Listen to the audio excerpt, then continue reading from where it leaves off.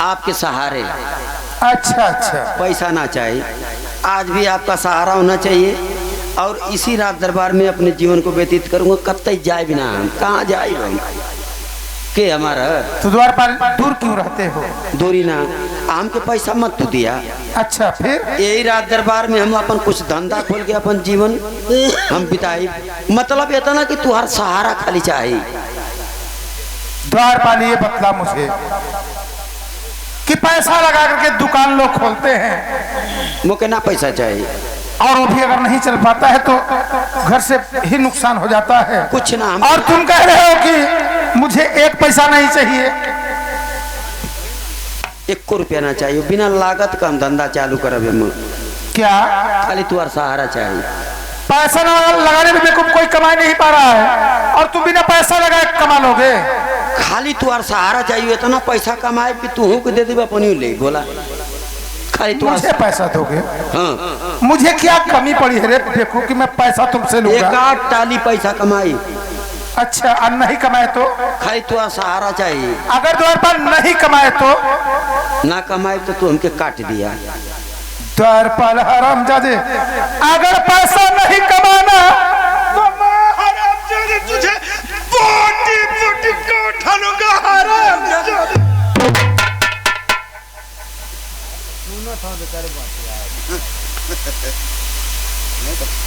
खाली तुहार सहारा होके चाहिए। अच्छा अच्छा, ये 14 कोस के राज में घूमले तो कितना दिन हो गए? द्वारपाल इस राज दरबार में मुझे घूमे 15-16 साल हो गए। द्वारपाल आज देखा हम बताओ थी तो से ये तोरे राज दरबार में तो के घुमाई। अच्छा अच्छा, और आपके प्रजा से आपसे मुलाकात करवाऊंगा। यही में हमारा धंधा चालू रही, लेकिन हमारे धंधा में न तो के बोले के है न ताके के है। द्वारपाल ये बतलाओ, यदि मैं देखूंगा नहीं ताकूंगा नहीं तो मैं अपने प्रजा को कैसे देखूंगा? द्वारपाल जब तुम्हार प्रजा आ जाए तुरंत कब महाराज आंख खोला, अपने प्रजा के देखा। अच्छा अच्छा, अपने प्रजा से बात करा। आवा कहानी शुरू। आवा है पैदल तो के ना ले चला हम। अच्छा अच्छा, फिर गाड़ी ले आवत है। 3 पहिया गाड़ी है उपमा के। ये 3 पहिया गाड़ी? बैठा 3 पहिया गाड़ी है, बैठता कहीं बतावत है। अरे बेवकूफ, 3 पहिया गाड़ी पे कौन बैठता तुम जानते हो हरामजादे? तू बैठा ना, हम बतावत है ना। अच्छा अच्छा, ठीक है, बैठ रहा हूं। तू बैठा। ये उपमा के तौर पे है। अच्छा अच्छा, द्वारपाल 3 पहिया गाड़ी पे के बैठेला।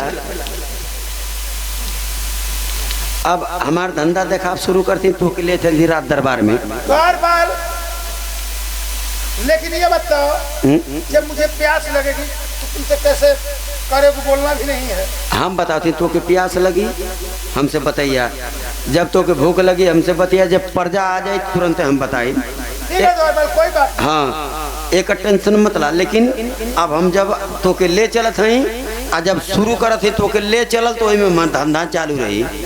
ये मत तू तो के बोले के ना। ठीक है द्वारपाल, कोई बात नहीं, नहीं बोलूंगा। मुंह बंद करा।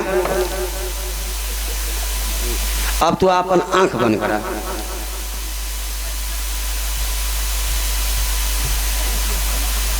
द्वारपाल किधर हो? का बोला तो बोला मत तो क्या बोले कि ना, आंख बंद कर लो, बोलो कि ना बंद करा। ठीक है द्वारपाल, आपसे नहीं बोलूंगा। एकदम सच्चों पे आया। हाथे आगे बढ़ावा, वो तो उलट के। द्वारपाल ये क्या है? हाँ तो हद होगा। ये मिठा ले ले हैं तो के पानी पियो खाती है। आ तोर व्यवसाय सब टन अब से बोली हम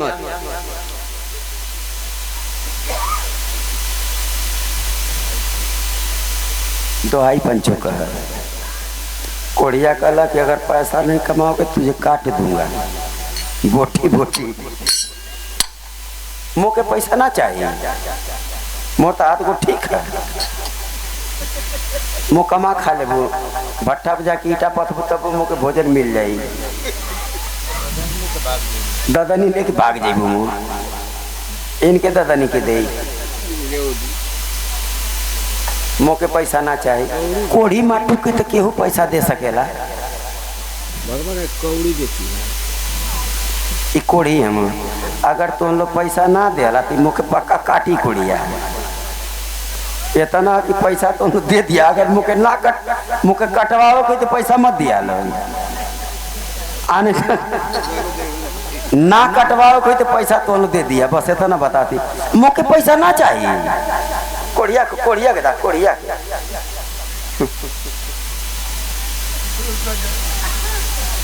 औलाद वालो फूलो फलो